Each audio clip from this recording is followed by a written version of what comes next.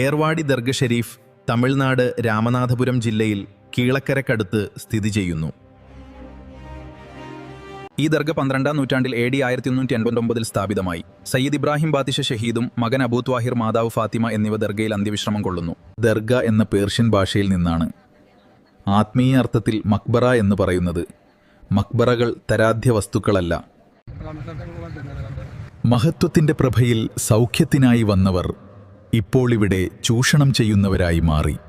സിയാറത്തിൻ്റെ പേരിൽ അവിടെ കാട്ടിക്കൂട്ടുന്ന കർമ്മങ്ങൾക്ക് ദീനുമായി യാതൊരടിസ്ഥാനവുമില്ല. കെട്ടുകഥകൾ അവരുടെ പേരിൽ പ്രചരിപ്പിക്കുന്നു. വ്യാജസിദ്ധന്മാരും വ്യജഭക്തന്മാരും അവിടെ എത്തുന്ന ഭക്തരെ പല രീതിയിൽ ചൂഷണ വിധേയരാക്കുന്നു.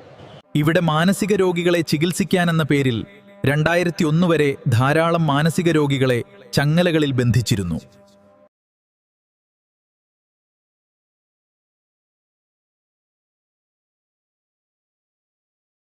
അല്ലാഹുവേ, ഞങ്ങൾക്ക് സ്വർഗം നൽകണമേ, ഞങ്ങളുടെ തെറ്റുകൾ പൊറുത്തു തരുകയും ചെയ്യണമേ.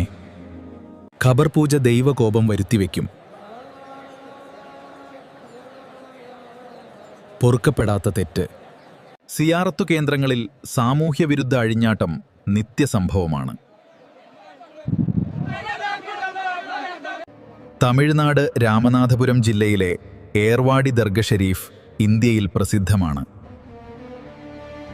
ഏർവാടി ദർഗ 12-ാം നൂറ്റാണ്ടിൽ സ്ഥാപിതം. മകൻ, ഭാര്യ എന്നിവരുടെ ഖബർ ഈ ദർഗയിലുണ്ട്. ഇത് സ്ഥാപിച്ചത് AD 1389. കേരളത്തിൽ നിന്നും തമിഴ്നാടിൻ്റെയും അനേകം ഭക്തജനങ്ങൾ ഇവിടേക്ക് വരുന്നു.